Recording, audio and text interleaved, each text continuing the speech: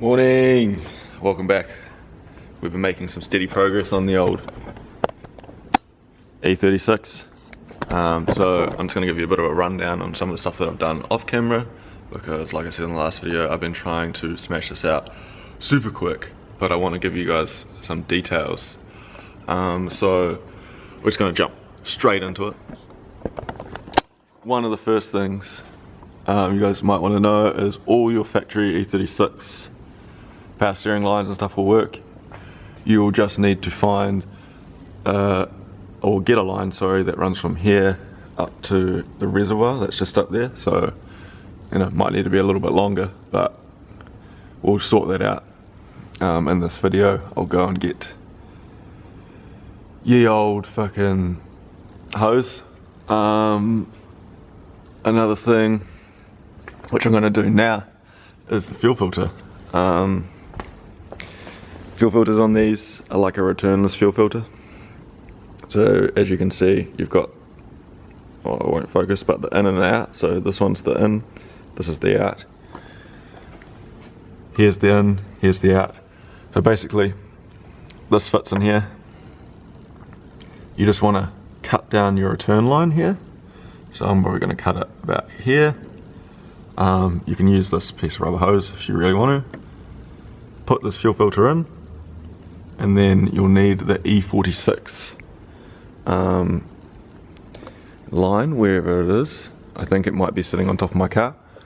But to go from there up to your fuel rail when it's in the car over there somewhere. So pretty simple, those two things, just to get that to work. And one of the last things, one of the other big things, part of the swap, is I should definitely point out, is this radiator here, which was supplied by Adrian and Dan from Phoenix. They helped me out huge with this, gave me a good deal on it, etc. They even helped me try and figure out what was going to be my best solution for shroud, for the shroud, and then the fan. Because as you can see, right down in there, there is not much room. The motor may touch it, but if you've got solid mounts and stuff, you probably won't, you'll probably be sweet. But yeah, this radiator should have heaps of flow to it, keeping the car nice and cool. And I've run Fenix on the S13 or 180 that I had, and the S15, and a lot of the customer cars and stuff we have here, and we never had an issue. So thanks to them for this, because a huge part of this, and also a huge cost of building a car, is doing the cooling system. So yeah, I'll put their links down in the description, so if you guys need anything for your cars, you can find it. But yeah, huge part of the cooling system is this. So along with that, E46 motors run these quick connects here and here on the radiator. Also, this heater hose here is a quick connect. Your factory hose from here to here will fit if you trim it down a little bit. Just put a hose clamp on. Same with these ones here. Trim them down. I had to buy brand new E46 hoses and cut this off. Just using an angle grinder. They're not supposed to be cut. This clamp here, you guys can see it. It doesn't actually have the bolt in it to push the clamp tighter and looser, so you have to cut it off carefully with a grinder. Then just put your factory radiator hoses on both sides, just to make everything work. And then the last pieces, this is your final heater core hose. I want the heater to work on this car, so what we're going to do is we're going to get a line, we're going to run it down to this hose here, out of this part of the engine, get a Y piece, so they all connect up. You can imagine a Y piece in there, kind of like this. It's going to have two 20mm ends, one 25mm end, and it's going to go straight to here, to the bottom of our expansion tank. And that should complete all the cooling system. So hopefully in this video I'm going to do all that. It's enough talking, so we'll jump into actually doing some stuff. So jumping into the fuel filter, obviously we've got a 10mm nut here, we got one here, and then this is where our two lines finished before. So we're just going to pop them out of the clips, take this off so we can pop them out of this clip up here, pop them out of his clip here, and then undo this and this, take the fuel filter out, put a new one in, cut this line and give it a bit of a flare with our flaring tool, just so it holds the hose on. Don't want the hose to come off, so cut that line nicely, and then yeah, that's basically the fuel filter done. So get some tools and we'll do that.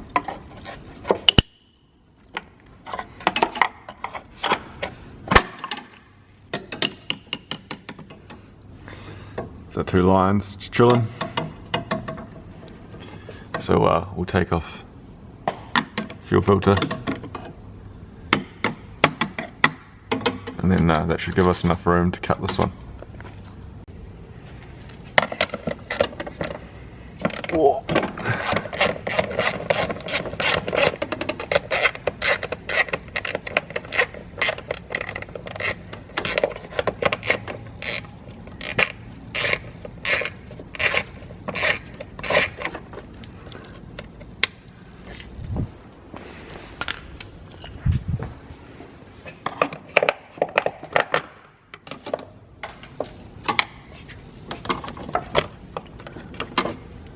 Oh, fuel.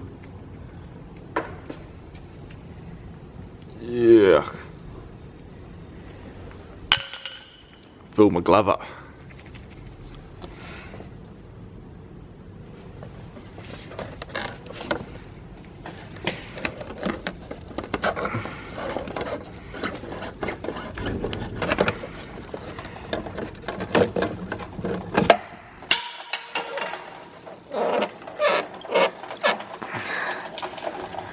Come on.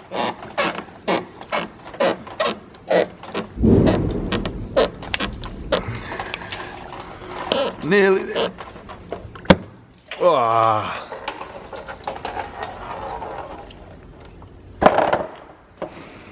Yum. So I've undone my line here as well. Now I've got my fuel filter off. Obviously have a drip tag because, as you saw, shit goes fucking everywhere. So right about here where the kink is, we're just going to use a pipe cutter, cut that, flare it a little bit, jam a piece of hose over the end, put this all back up in there. We know that this kinked one is the feed and this is the return. So we need to make sure that we put that filter on the right way, with this being the return and the kinked one being the feed. Put it back up in here, and yeah, that's pretty much it for the fuel filter. I don't know if the camera can pick it up, but you can kind of see I just put a little flare on the end of there. So that'll help hold the fuel line on under some pressure, even though it is the return. So I'll pop everything back up in its hole now, put the fuel filter on. That's it.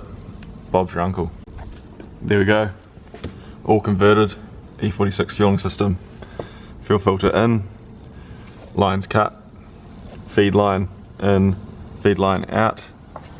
Here's our quick connect to the rail. So that's just dangling there for now until I run it up the side of the motor and onto the fuel rail, which is still on the intake on the ground over there.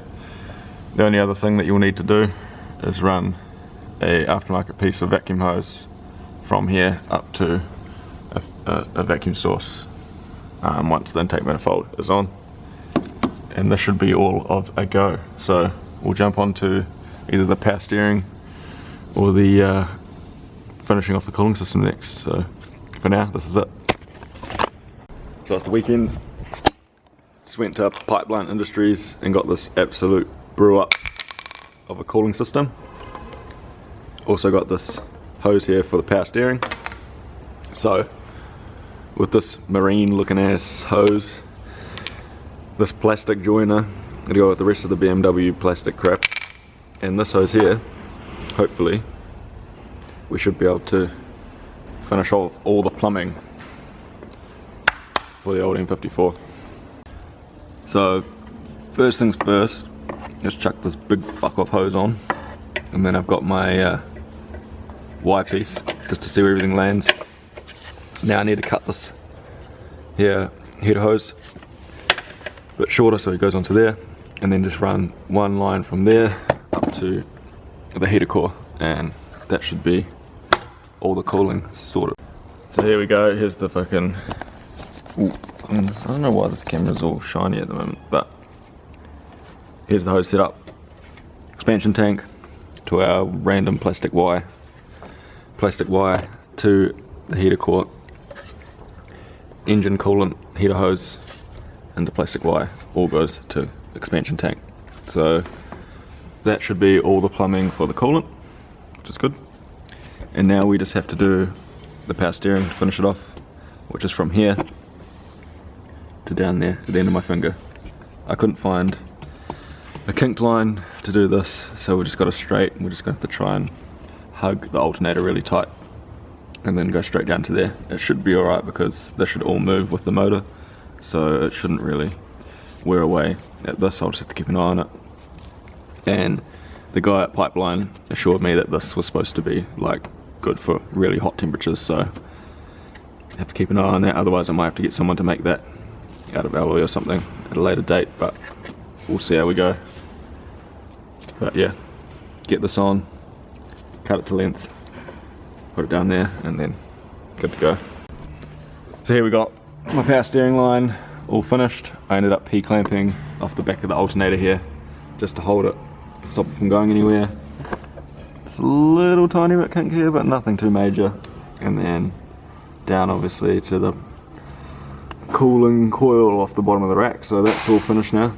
So that should be mint.